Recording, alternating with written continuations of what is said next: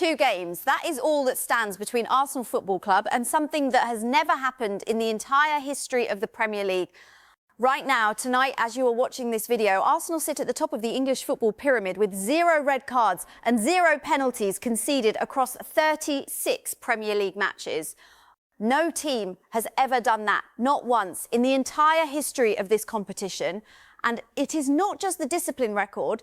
Paris Saint-Germain manager Luis Enrique, a man who has already eliminated Newcastle United, Tottenham Hotspur, Liverpool and Chelsea from the Champions League this season, was asked about facing another English team in the final. His answer was immediate. He said, with Arsenal, this is a very different team, a very different team. Meanwhile, Jack Wilshere, a man who wore this shirt, who knows what it costs to fall short at this club, is saying he thinks Arsenal will get it over the line. And Burnley's interim manager is already sending public warnings that his team will not roll over. Every conversation in English football right now is about Arsenal. Every rival is reacting to Arsenal. Every pundit is being forced to take a position on Arsenal. This club is not waiting anymore. This club is arriving. And today we are going to break down exactly what that means. Before we dive in, I want you to understand what is actually at stake here. Arsenal are 2 games away from completing the Premier League season. They are in a Champions League final. They are on the verge of doing something this club has not done in 22 years. Everything we discuss today connects back to that central truth. Every quote from a rival manager, every transfer rumour, every disciplinary statistic, every fan debate, all of it feeds into the bigger picture of what Arsenal are trying to achieve. If you are serious about understanding this club, if you want the kind of analysis that actually helps you make sense of what is happening, then hit that subscribe button right now, hit the notification bell. Because on this channel, we do not just read headlines, we break down what they actually mean. Now let us go through today's stories one by one. Pep Guardiola and the set-piece debate. The first thing I want to address today is what Pep Guardiola said about set pieces, and specifically about corners. Here is what was reported. Bernardo Silva had already spoken earlier this week, saying that corners have become more like rugby due to the level of physicality involved. He said, and I am reading this directly, I am not sure when set pieces changed, maybe 2 years ago. And I really don't like it because the amount of time wasted, the quote was cut off, but the message was clear. Then Guardiola followed up with his own comments. He said City were probably one of the last ones doing it because we saw everyone doing it. It is a shame because it is not the game. The fans are not here to watch this. He added, it is just quite boring. They started whistling these things in the last few games, whistling maybe a bit too late in the last few matches. Now, here is my analysis of this. What Guardiola is doing here is fascinating from a tactical and psychological perspective. He is effectively admitting that Manchester City adopted physical set-piece routines because they saw the rest of the league doing it. He is not proud of it. He is calling it boring. But the timing of these comments is very important. These comments are being made right now in the final weeks of the season at a point where Arsenal's defensive discipline has been extraordinary. The reality is this. If you are Guardiola and you are watching Arsenal head into a title run in with an unbeaten disciplinary record, with 0 red cards and 0 penalties conceded, and you are the rivals still chasing them, then publicly complaining about physicality at set pieces is a very interesting thing to do. It plants a seed. It frames the conversation around physicality rather than quality. But the evidence suggests that Arsenal have been the most disciplined team in the league this season, and that speaks for itself. Burnley's record against the Big Six and what it means for Arsenal. ESPN UK posted a graphic showing Burnley's results against the Premier League's so-called Big Six in 2026. Let me read those results to you clearly. Burnley drew 2-2 with Manchester United. Liverpool drew 1-1 with Burnley. Burnley drew 2-2 with Tottenham Hotspur. Chelsea drew 1-1 with Burnley. Burnley lost 0-1 against Manchester City. And Arsenal versus Burnley is listed with a kick-off time of 2000 hours, meaning the match has not yet been played at the time of this posting. The caption simply says, Arsenal next. Here is my analysis. Burnley have shown this season that they are not simply rolling over for the big clubs. They have drawn against Manchester United, Liverpool, Tottenham Hotspur and Chelsea. Their only loss against the top 6 was to Manchester City. That is a team that, regardless of their league position, is making life difficult for title contenders. Now, what makes this even more significant is what Burnley's interim manager, Mike Jackson, said, and I will come to his exact words shortly. But what I will say here is this. The evidence suggests Arsenal cannot approach this game expecting an easy 3 points. The record against the Big Six tells you Burnley are competitive. Arsenal need to be professional, focused and clinical. Patrick Vieira on the Invincibles. This one gave me chills, and I think it will give you chills too. Patrick Vieira spoke about the Invincibles season, and here is what he said.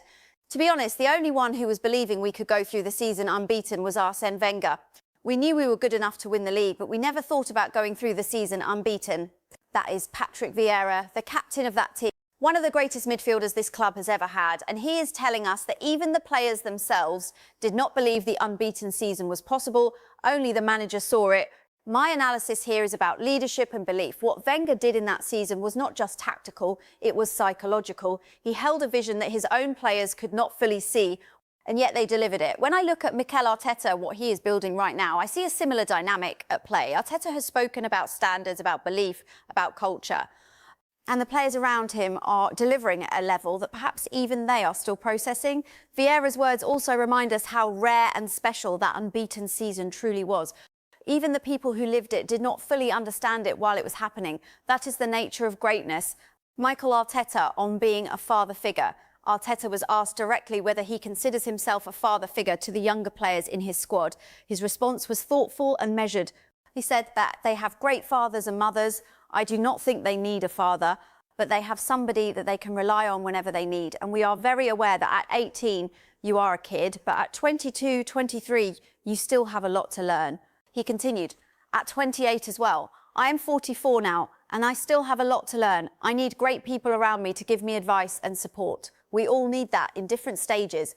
He then said, the thing is how willing they are and how humble they are to try to learn and to be given advice and support at the same time.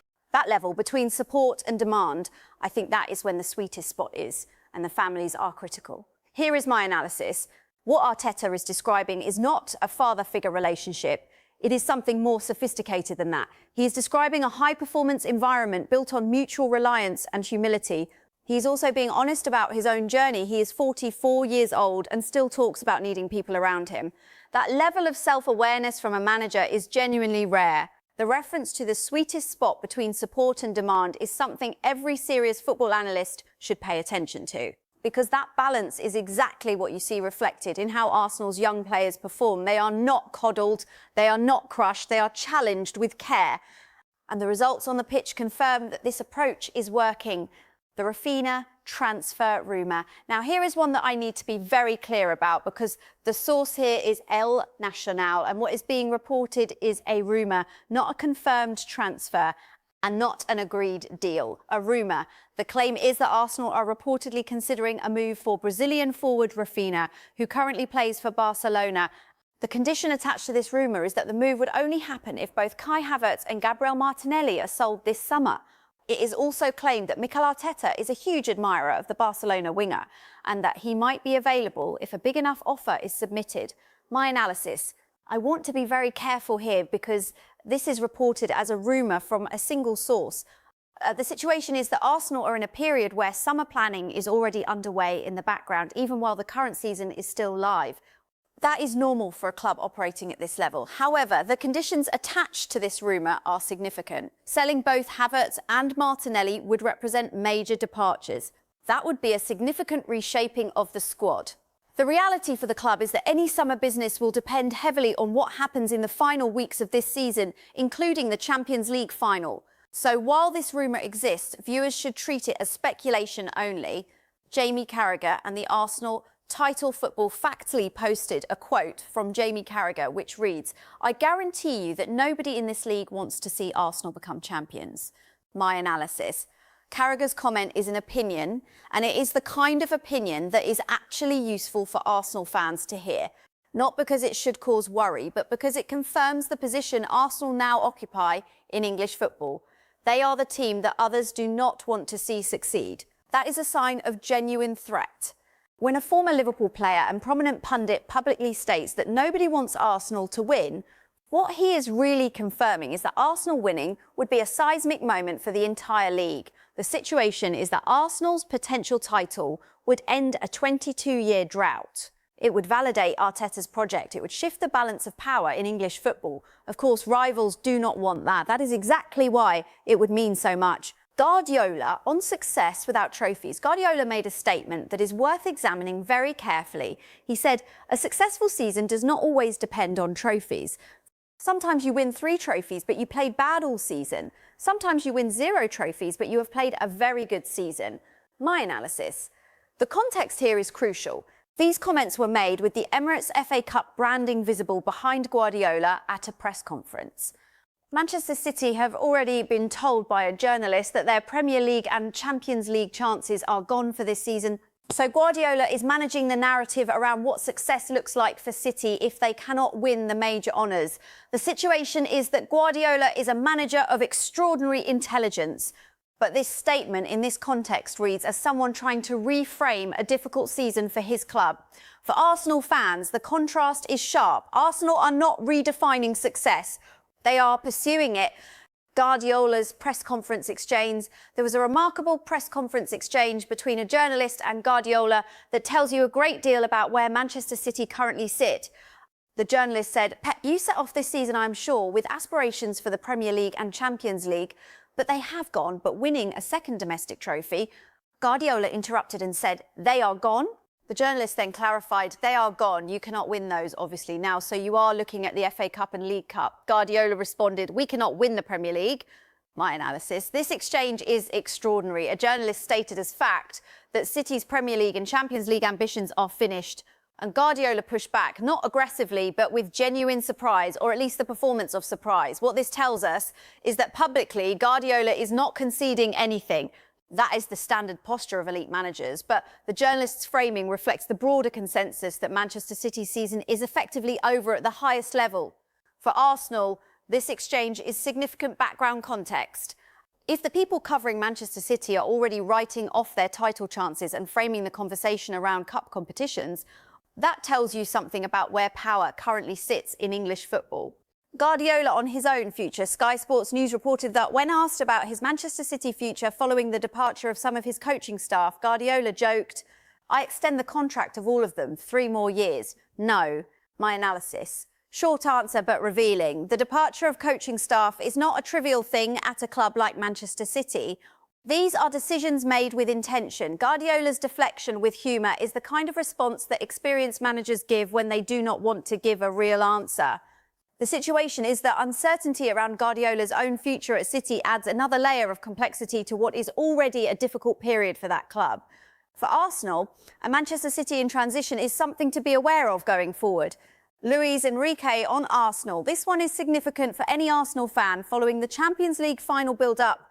A journalist asked Paris Saint-Germain manager Luis Enrique about facing Arsenal in the final, noting that his team had already beaten Newcastle United, Tottenham Hotspur, Liverpool and Chelsea in the Champions League this season. The journalist said, "Now you face another English team in the final." Luis Enrique responded, "With Arsenal, this is a very different team." My analysis. Luis Enrique has beaten 4 English clubs this season in European competition. And when asked about Arsenal, his immediate response is that they are a different proposition entirely. That is a statement of respect from one of the best managers in world football right now. He is not dismissing Arsenal, he is not grouping them with the other English clubs, he is separating them as a distinct challenge. The evidence suggests that Arsenal's Champions League final opponents know exactly who they are dealing with. This is not a manager looking for an easy path. This is a manager who is choosing his words carefully because he knows what Arsenal represent as a team. Declan Rice and Jack Grealish. Arsenal Radar reported that Declan Rice has named Jack Grealish among his closest friends in football. Grealish has been ruled out of the World Cup after suffering a foot injury during his loan spell at Everton from Manchester City. Rice said, "Grealo is one of my best mates in football. We obviously all play against each other, but football is not like that anymore. A lot of people have best friends from opposite teams, spend a lot of time with players from opposite teams. With England, we all get on. We always look forward to seeing each other. It is a nice getaway." My analysis. This is not a tactical story, but it is a human one worth acknowledging. Rice speaks warmly about Grealish, despite the two being at rival clubs. Grealish has had a very difficult time, first at Manchester City and now on loan at Everton, where he has suffered a significant injury. The fact that Rice is publicly showing that friendship says something about the culture around the England squad and about Rice as a person. For Arsenal fans, it is a reminder that behind the matchday intensity, these are human beings with real relationships. Rice continues to represent the club with dignity, both on and off the pitch. Burnley manager Mike Jackson. Arsenal Radar reported that Burnley's interim manager Mike Jackson insisted that his club must take their remaining games seriously. He said, I would not want to be in their position. Well, I would. But in another way, knowing that the other team is just going to down tools, I would not want that. I hope they do not think that is where we are at. I hope that there were signs in the performance last week that showed that. So that is what we have got to continue with now. My analysis. Mike Jackson is sending a direct message to Arsenal here. He is saying Burnley will not be a pushover. He is saying they are not a team that will simply hand over 3 points because Arsenal need them more. The language about down tools is significant. It suggests Jackson is aware that some might expect Burnley to be passive, and he is actively rejecting that narrative. For Arsenal, this is a professional warning. Do not underestimate Burnley.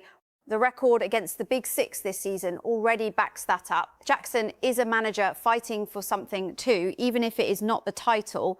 That makes them a genuine challenge.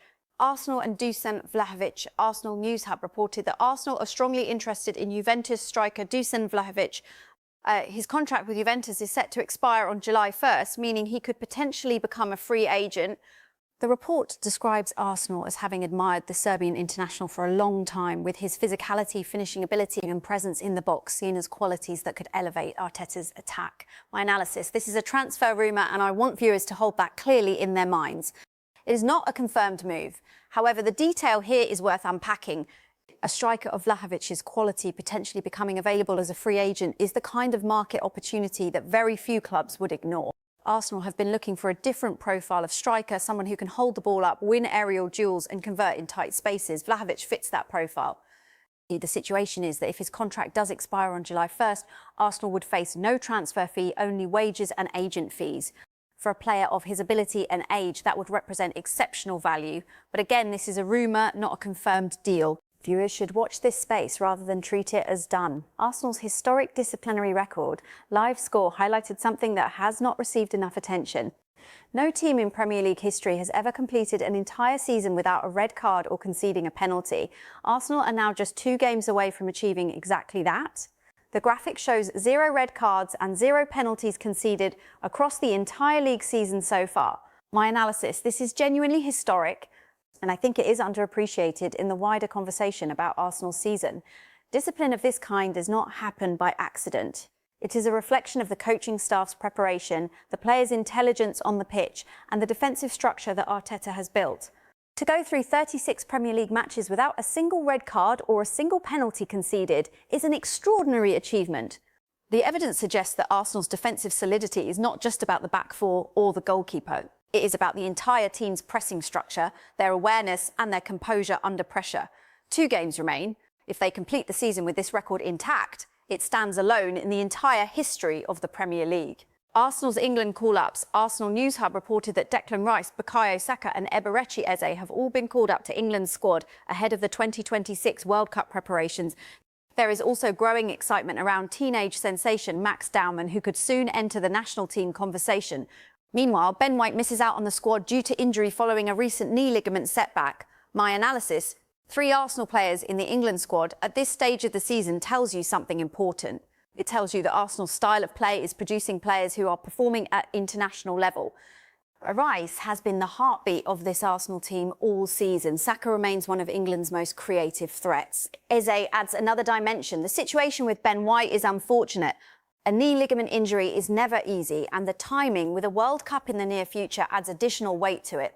Arsenal fans will hope he recovers well and returns fully fit for next season. The emergence of Max Dowman as someone entering the national conversation is also worth noting as a sign of Arsenal's continued investment in youth.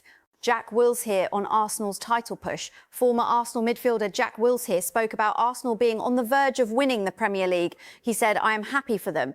I know there are a lot of haters that are questioning whether they deserve it, whether they play the right football, but they need to get it over the line, and I think they will." He then added, "Right now, no, they will not be remembered as a great team. But if they go on to win this, they have earned the right to go again and win. If they can do that, that is when you get remembered." He also said it would be a massive achievement for them as a team, as a club. They have not won it in 22 years. They will be remembered within the club as the team that brought it back, but then they have to go again. And I am sure Mikel Arteta will do everything he can to do that. My analysis: Jack Wilshere knows this club from the inside. He knows what it means to wear that shirt, to work under an elite manager, and to fall short when the moment mattered. His words here are measured and honest. He is not just celebrating, he is also issuing a challenge. Win it and then do it again, because that is when greatness is truly confirmed. The reference to 22 years is powerful. This is not just a title. This is the end of a long and painful wait. For supporters who have watched other clubs collect trophies during that time, this moment carries enormous emotional weight. Wilshere understands that. And his analysis that winning once is the foundation, not the destination, is exactly right. Matheus Fernandes and the Zubimendi comparison. Fan Arsenal team posted a question from a claim made by Gabriel Agbonlahor, who said that Matheus Fernandes would be an upgrade on Martin Zubimendi if Arsenal signed him. The post shows Fernandes in an Arsenal kit and asks followers whether they agree. My analysis: this is a debate rather than a confirmed piece of news, so I will treat it as such. The comparison between Fernandes and Zubimendi is an interesting one because they represent different profiles of midfielder. What the situation tells us is that the conversation around Arsenal's midfield options for the future is already active. Whether or not Agbonlahor's specific claim is correct is a matter of opinion, but the broader question about what Arsenal need in midfield going forward is a legitimate one that the club will be working through in the background. David Raya, Vieira, Fabregas and the Arsenal midfield debate. Now I want to turn to the longer analytical pieces around the debate that has been sparked by Arsenal goalkeeper David Raya. Here is what happened. Raya took part in a this or that TikTok challenge and was asked to choose between Patrick Vieira and Cesc Fabregas as the better central midfielder in Arsenal's Premier League era. He hesitated, which shows some self-awareness. Then he said, "You have put me in a pickle there, different styles of players, but more recent, obviously, Fabregas." He sided with his fellow Spaniard. Now, let me be clear about the facts here before I give you my analysis. Patrick Vieira won 3 league titles, 4 FA Cups and was the captain of the Invincibles, the Arsenal team that went an entire Premier League season unbeaten. He was a physically dominant, technically gifted and strategically intelligent midfielder. He was the heartbeat of one of the greatest club sides English football has ever seen. Cesc Fabregas was sold by Arsenal for £30 million. He arrived as a teenager, became one of the most creative midfielders in world football and carried the captain's armband at just 21 years old. His vision and passing were extraordinary. He shouldered Arsenal almost single-handedly through the early Emirates years when the squad around him was significantly weaker than the Invincibles era group. However, Fabregas left Arsenal for Barcelona and later joined Chelsea, where he won the Premier League title. For many Arsenal fans, that Chelsea chapter is the part of his story they find most difficult to process. As a manager, Fabregas has done impressive work, guiding Como to European football for the first time in the club's history in Serie A, with a Champions League spot still not completely out of reach at the time of these reports. Vieira, most recently in charge of Genoa, left that role towards the end of 2025, and his managerial career has been more uneven. Here is my analysis of the Raya debate. David Raya choosing Fabregas is understandable from a personal perspective. They share a nationality. Raya is a more recent arrival at Arsenal and would have grown up watching Fabregas in his prime. But from a purely analytical standpoint, the argument for Vieira as the greater Arsenal midfielder is considerably stronger.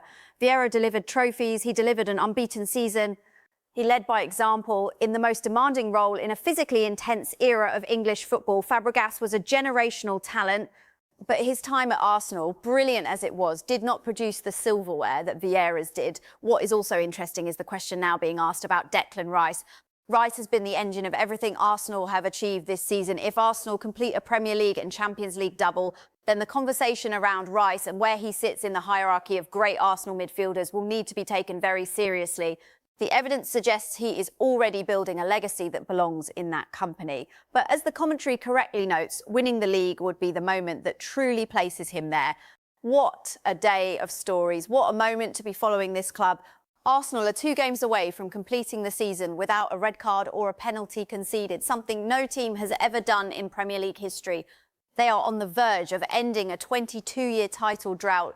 They have the respect of rival managers, including Luis Enrique, who separated them from every other English club he faced in Europe this season. They have players being called up to the England squad for World Cup preparation. They have a summer of transfer activity beginning to take shape in the background. The reality for Arsenal right now is that everything is pointing in the same direction. Forward, this is a club that has worked for years to get to this position, and the final days of this season will determine exactly how historic it becomes. I am Melissa. This is Melissa, Arsenal analyst. If this kind of deep, careful analysis is what you come here for, Please subscribe, leave a comment below with your thoughts on any of today's stories and share this video with every Arsenal fan you know. I will be back with more. Thank you for watching.